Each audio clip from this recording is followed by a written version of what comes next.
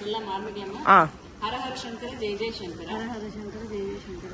இன்னைக்கு மாமி சுகன்யா ஆதம்பாக்கத்துலேருந்து வந்திருக்கா.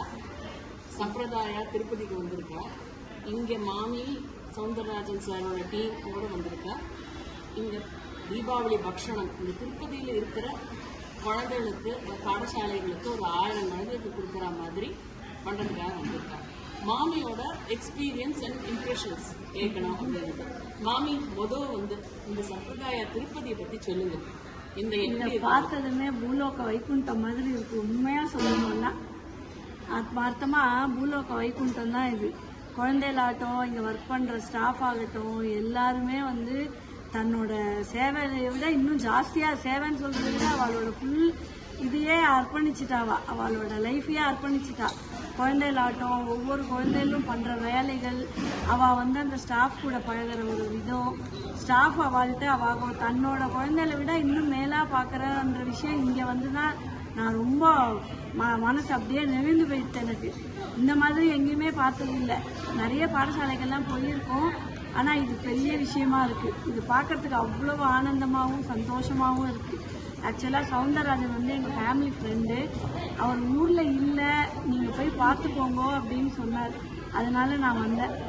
நான் வந்தது எனக்கு பெரிய பாக்கியமாக நான் நினைக்கிறேன். ஏன்னா இது ராதா மாமி ஆட்டம், இங்கே இருக்கிற மற்றபடி ஆஷா மேடம், மற்ற லக்ஷ்மி மேடம் எல்லாரோட இங்கே இருக்கிற எல்லா பெரியவாளோட இதுவும் ரொம்ப, அதாவது எப்படி சொல்கிறது, எனக்கு சொல்கிறதுக்கு வார்த்தை வரல. ஒவ்வொருத்தருமே நல்லா அவளோட அவ்வளோ ஆத்மார்த்தமாக அன்பாக எல்லாரையும் வர வைக்கிறதாகட்டும், அவளோட இது என்ன சொல்கிறதுன்னா உபச்சரிப்பு எல்லாமே. இங்கே வேலை செய்கிறவ அத்தனை பேருமே பாவம், நம்ம என்ன சொன்னாலும் உடனே நான் பண்ணித்தரேன், உடனே பண்ணித்தரேன்.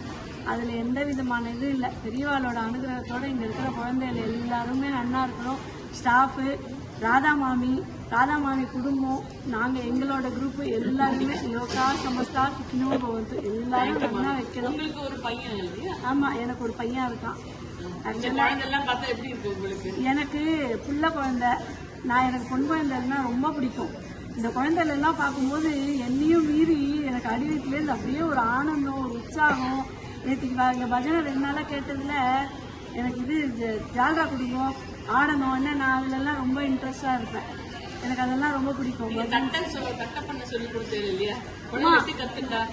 என்னவா சொல்லி கொடுத்த உடனே அப்படியே இப்படி சொடுக்கு போடுறதுக்குள்ள ஒவ்வொரு குழந்தைகளும் நான் தட்டை தரையில வச்சு சொல்லி கொடுத்தேன். அதில் ஒரு குழந்தை, அது பேர் ஜோக்ஸ்னாவா, அது 9th ஸ்டாண்டர்ட் படிக்கிறது. தட்டு ஒரு பிளேட் ஒன்று கொண்டு அது மேலே ஒரு பேப்பரை போட்டு கடகடன்னு தட்டுறது.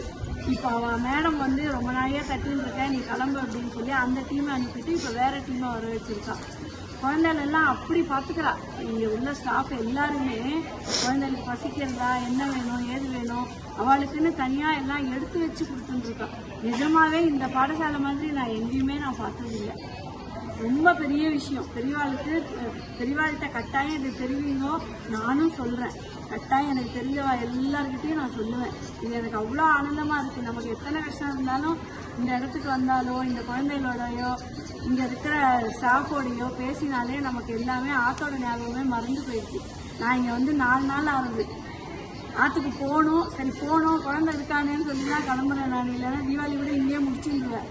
தீபாவளியோட அனுகிரகத்தில் இங்கேயே இருந்துருவேன் நான். ரொம்ப சந்தோஷம். இந்த மாதிரி வாய்ப்பு கிடைச்சதுக்கு சுவாமியோட அனுகிரகம் தான், காமாட்சி அம்மாவோட அனுகிரகம், பெரியவாளோட அனுகிரகம் கட்டாயம். பெரியவா அனுகிரகம் தான். என் குழந்தைக்கு ஸ்திரமான உத்தியோகம் கொடுக்கணும். அதனால எல்லாரும் ஆசீர்வாதம் பண்ணணும். ஹரஹர சங்கர ஜெய ஜெயசங்கர.